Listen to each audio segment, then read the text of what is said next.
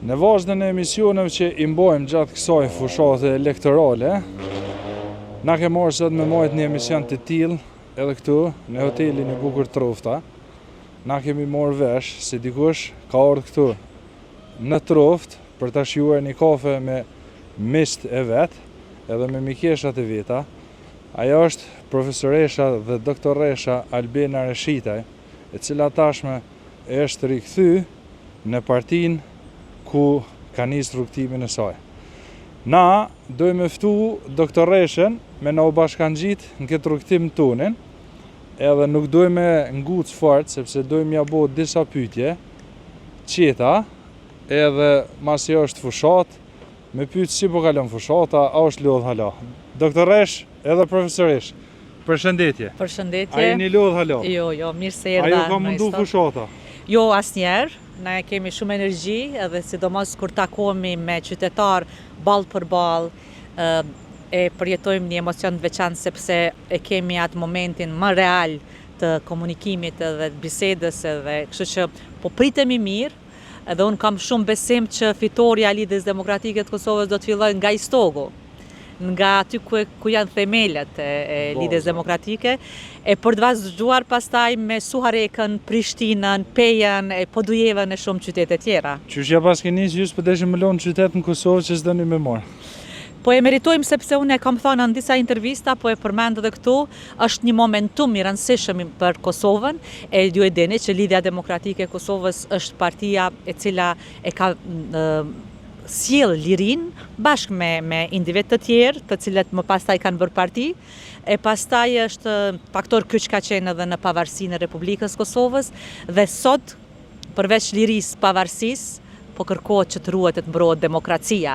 Dhe kush më shumë se sa Lidhja Demokratike e Kosovës mund ta mbrojë demokracinë e vendit tonë. Edhe ka pas akronimin e saj, liri, pavarësi, demokraci. Prandaj dhe po e them. Tashone, a do të më të drejtu me profesoresh, a do të më të drejtu me doktoresh, sepse e dim që i ki një bagazh shumë të madh pas vetës? Me Albena. Qytetarët më njohin si Albena, unë do t'i përfaqësoj ata nëse më japin besimin si Albena. Kurse këto titujt do t'jenë pjesë e asaj që unë do t'a jap nga gjithë kapaciteti profesional e intelektual për të mirën e tyre, për mirëqenjet e tyre dhe për cilësi më të mirë qytetarëve të Republikës Kosovës. Okej, po thras Albena. Albena e dim që Istogun e dën shumë. Po, është e vërtetë. Edhe pse dën Istogun nuk e di, po e di që i ki një lidhje të fortë emocionale me Istogun. Apo na tregon se çka të lidh ka shumë me Istogun? A ki votues shumë në Istog? A ki shumë miq edhe mikesha në Istog? Apo çka është në pyetje që i ki këtë lidhje të fortë emocionale? E para, unë jam mbesë e kësaj ane, kësaj treve. Pastaj, e dyta, kam kalu shumë si e re dhe si studente kohë në këto bjeshk të cilat e rrethojnë të bjeshk të jashtëzakonshme që ka Istogu e Peja, bjeshkët e nemura, dhe tjetra është që daja im, Murad Bujupi, ka qenë shok me Ibrahim Rugovën, shok i shkollës normale të Pejës, ku bashkarisht kanë punuar, kanë shkruar poezinë atë kohë, kanë botuar në një revistë që ka qenë atëherë Fjala, dhe mendoj që e treta e fundit është që kam shumë student me të cilët kanë kalu në për duart mia si student dhe sot janë mjek, stomatolog të mirë, specialist të mirë, dhe të them drejtën, Istogun e veçon qytetaria. Normalisht, kush nga qytetarët e Republikës Kosovës nuk ka dëshirë të vjen në Istog të kaloj momente. Istogu është vend i dashur për gjithë. Sakt, dhe na e kem sjell vendit Kosovës, ja kem sjell presidentin Ibrahim Rugova, ja kem sjell Fadil Feratin, ja kem sjell Selmon Kadrinë, shumë heroj tjerë që kanë rrugtuar në këtë Kosovë. A vazhdojmë të ecim? Është shumë e vërtet, unë kam një respekt veçantë edhe për Fadil Feratin, dhe djalin e tij i cili është të bë punë të mrekullueshme për Istogun, dhe normalisht Ilirin, dhe normalisht që ne si Lidhje Demokratike e Kosovës dhe si përfaqësues popullit në Kuvend të Republikës Kosovës, nëse qytetarët do të na japin besimin me 7 qershor, do të fuqizojmë mundësinë dhe potencialin për Istogun dhe do të sjellim Istogut projekte të cilat i meriton, i ka merituar që gjatë kohë. Jeri kthyn LDK.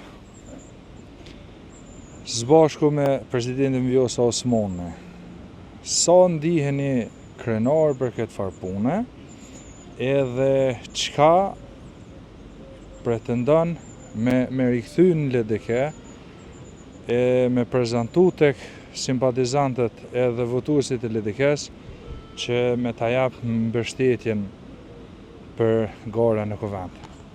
Prandaj edhe unë jam bashku në një periudhë jo dhe të lehtë për Lidhjen Demokratike, sepse mendoj që është bërë një padrejtësi e madhe Lidhjes Demokratike dhe normalisht që kam lënë një rehati politike që ndoshta shumë të rijet reja ose mezomoshës do ta mendonin pak më ndryshe, për të mos menduar që vetëm t'jesh një deputete në një parti, mirë po kam menduar që është momenti që t'i bashkohemi kësaj thirrje për një përbashkim të Lidhjes Demokratike për ta vendos shtetin në rand të parë dhe për të ndihmuar që ky vend të ketë prosperitet e mbi të gjitha mos të harrojmë që rinia jonë të mos e shoh si shpresë të vet me aeroportin edhe ambasadat. Përmend aeroportin edhe ambasadat. Kohëve të fundit kemi pa shumë lajme nëpër media ndryshme që shumë tri e treja kanë marrë rrugën e migrimit. Ju si deputete e Kuvendit Kosovës në mandatin e kaluar, a keni ndonjë statistikë apo keni ndonjë dhënë sa është numri i qytetarëve që kanë marrë rrugën e migrimit edhe kanë braktisë Kosovën? Janë të dhimbshme statistikat, ju them të drejtën, por janë realitet. Viteve të fundit kemi mbi 200.000 qytetarë të Republikës Kosovës që kanë shoh vendin, kurse në vit kemi diku afër 40.000 33 që lëshojnë Republikën e Kosovës. Duke qenë profesoresh fakultetin e mjekësisë me 19 vite eksperiencë, do me thonë kam përcjell 19 gjenerata, ndihem jashtëzakonisht e shqetësuar kur shoh që studentët në vitin e 6, të gjithë shumica i kanë regjistruar kurset e gjuhëve të huaja dhe shikojnë edhe shohin si perspektivë të vet me largimin nga Kosova, ndoshta për momentin me idenë e specializimit, por që unë kam shumë frikë që ata zot kthehen. Mos harrojmë që Kosovës i kushton, ose më mirë ta them, një student i mjekësisë dikun mbi 100.000 euro. Investon Kosova për ta bërë një doktor të ri. Edhe në fund nuk e mban këtu e largon. Pastaj do me thonë ai potencial edhe na shkon jashtë vendit. Dhe kjo është me të vërtetë e dhimbshme. E pastaj mos flasim edhe për sistemin shëndetësor e arsimor, për cilin nuk është bërë sa duhet, apo më mirë të them është bërë shumë pak. Dhe unë me të vërtetë jam e zhgënjyme me këtë, sepse një shtet i cili nuk e ka të reformuar sistemin e drejtësisë, sistemin arsimor dhe shëndetësor, nuk mund të ketë as zhvillim ekonomik e as prosperitet. Prandaj jam këtu për të vazhdu me këmbulsi, me guximin tim intelektual për të dhënë kontribut në këto fusha, sepse mendoj që secili prej neve kemi obligim. Andaj i thras edhe të gjithë qytetarët e Istogut që të dalin në votime, sepse është përtej nevojës për të fituar një parti politike. Është një mision i yni, është një mision i të gjithëve, një amanet i të parëve tanë, që ne ta bëjmë këtë vend si duhet, të luftojmë për këtë vend. Nuk është që mungojnë njerëzit e mençur në Kosovë, mirë po mungon guximi i tyre për të reaguar, për të vepruar, sepse nuk është mençuri nëse heshtet në situata të tilla. A mund ndodh që edhe ndoshta nuk kanë hapësirë me vepru? Hapësirën duhet ta kërkosh, duhet luftosh për hapësirën, edhe unë nuk e kam pas hapësirën, prandaj jam detyru me bë lëvizje, sepse mendoj që është shumë e rëndësishme të punosh drejt, të kontribosh për vendin, të bësh punë të drejta, edhe kur nuk tipet hapësira, sepse gjithmonë ekzistojnë mundësitë. Unë mendoj që më mirë është jesh një deputet i suksesshëm, një deputet aktiv, se sa një deputet pasiv brenda një parti, në ombrellën e një partie politike, i cili kur nuk ka bërë asgjë. Siç e kemi pa për shembull tek lëvizja vetëvendosjes, që kemi deputet të cilët ndoshta kur se kanë marrë fjalën ose se kanë dhënë një kontribut veçantë të rëndësishëm për vendin, edhe pse janë deputet. Unë mendoj që deputeti duhet jetë aktiv, duhet punoj, edhe nëse ka potencial intelektual e profesional, ta shkrijë atë potencial për të mirën e qytetarëve, në shërbim të qytetarëve. Si që keni pa, është me të vërtet zhgënjyse, unë besoj që qytetarët janë duke analizu këtë punë, nga 25 kandidat për deputet nga të gjitha partit politike, në lista, do me thonë nga 25, nëse zgaboj 25 kandidat që kanë probleme me ligjin, pra janë me akt akuza ose me vendime të prera për probleme me ligjin, 15 nga ta janë në listën e lëvizjes vetëvendosje. Që dikur thonin që nuk do të ketë kandidat që kanë probleme me ligjin në listat tona, as nuk do të ketë as një partije. Po, ata kanë Mos janë të hongër qërshia që i kanë... Me të vërtet, është shqetësuese kjo, për ju them, edhe tani për mu jo befasuese, sepse për këtë jo një vit të plot, në këtë koalicion që isha, pra nga 2025, kam parë shumë gjërat të cila nuk do doja të shifja dhe jam zhgënjur, t'ju them drejtën, sepse tani nuk befasohem që ata sjellin në borde, antar të bordeve, njerëz me akt akuza për t'i votuar. Sepse ata i mbajnë 15 kandidat, para mendojeni, ata të bëhen nesër deputet. Ata që vetë kanë probleme me ligjin, qysh du t'ju besojmë ne si qytetar që kanë me sjell rend dhe ligj ose kanë me punu ligje, kur ata vetë kanë probleme me ligjin. Kjo është e turpshme. Na shte i bojnë ndryshimet në legjislaturë, edhe e shpollin vetën të pafajshëm. Përveç më e para është shumë e turpshme me ekzistu kjo hapësirë ligjore që ata me pas të drejt me kandidu, sepse nuk besoj që ata njerëz që kanë probleme me ligjin, që kanë të ngritur akt akuza, që kanë vendime të prera, dënime të prera, i bojnë nder Kosovës me qenë pjesë e listave. E aq më pak të arrinjt edhe të bëhen deputet Republikës Kosovës. Nuk i bën nder as lëvizjes vetëvendosje, vetë ideja që i kanë leju këta tregon shumë. Tregon shumë se çka mund të bëjnë ata më tutje. Po unë nuk befasohem tashmë se ju siç e dini, lëvizja vetëvendosje ka qenë pro bashkimit të Kosovës me Shqipërinë dhe pastaj kur u futën qeveri thanë që jo nuk po e lejoj ka kushtetuta. Ai bie që prej 2010-ës, prej kur janë parti politike nuk e pas kanë ditur, pas kanë qenë aq të padishëm, Albin Kurti pas ka qenë aq i padishëm sa nuk e pas ka ditur, nuk e pas ka lexuar kushtetutën e vendit që nuk e lejon bashkimin, por ka bërë propaganda, do ta quaja, populiste që unë kur të vi në pushtet do të bëj bashkimin e Kosovës me Shqipërinë. Ka ushqyer qytetarët me një ndjenjë adhetarie, dashnie, sepse ne e ëndrrojmë bashkimin e gjithë shqiptarisë, për pojena politik.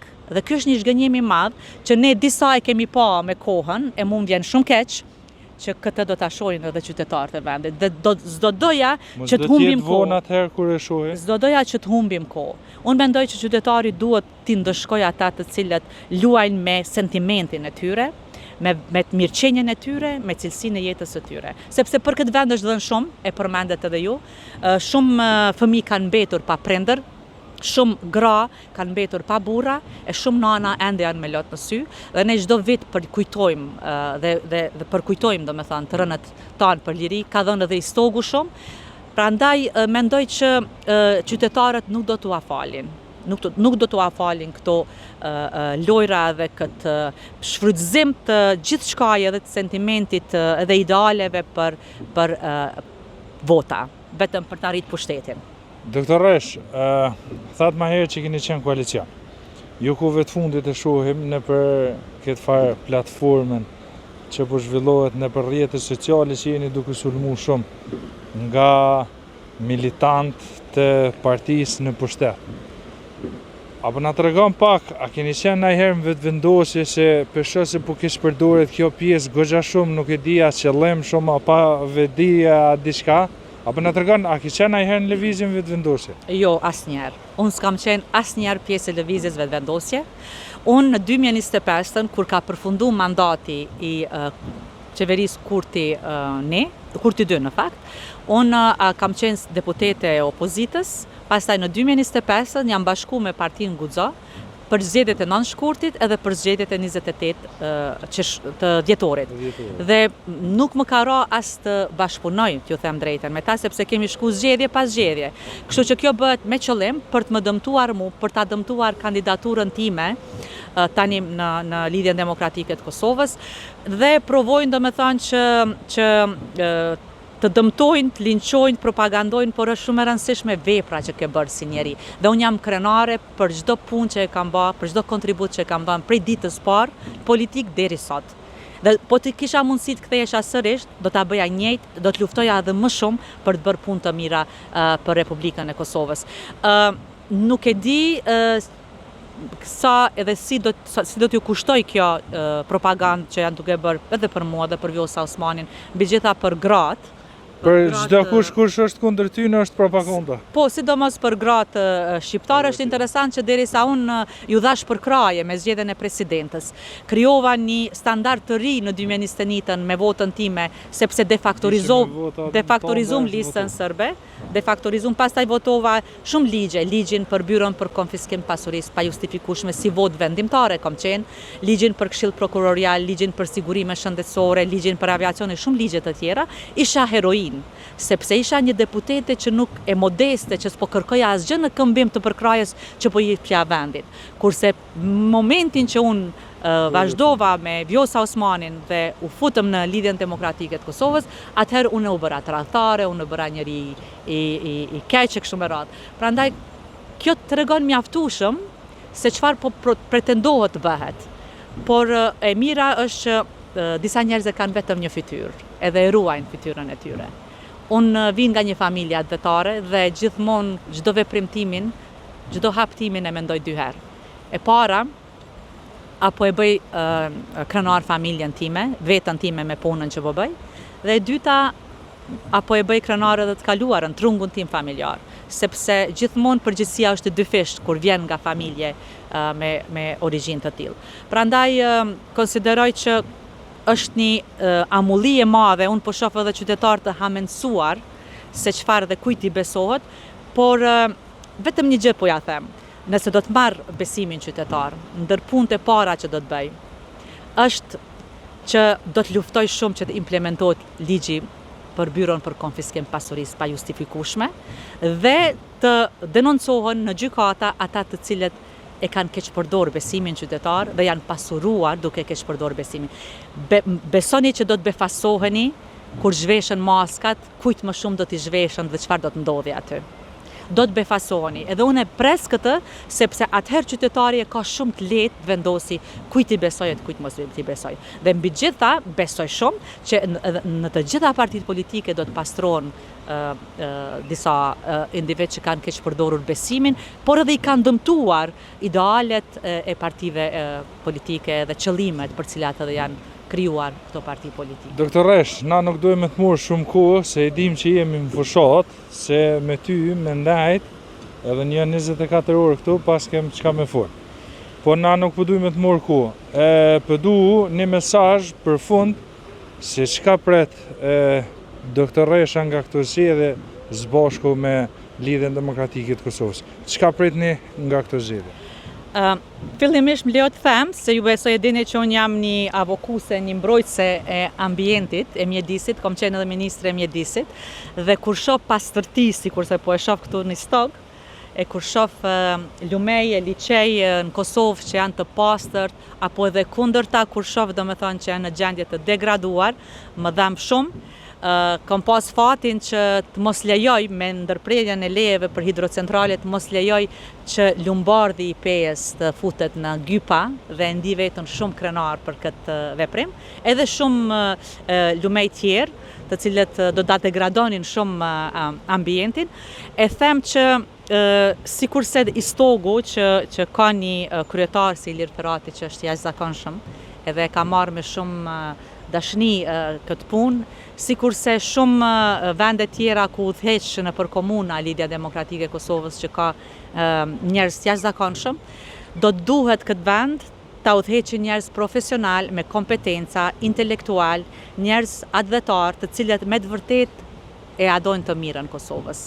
Në të kundërtën, i lus qytetarët e Republikës Kosovës këdo që ta votojnë, nga cila do parti politike, të mendojnë 2 herë para se t'i votojnë njerëzit të cilët nuk kanë kompetenca, njerëz të cilët nuk kanë dije, nuk kanë çfarë t'i ofrojnë vendit përpos propagandës, përpos arrogancës, sepse ata po i bëjnë dëm shumë edhe kuvendit Republikës Kosovës.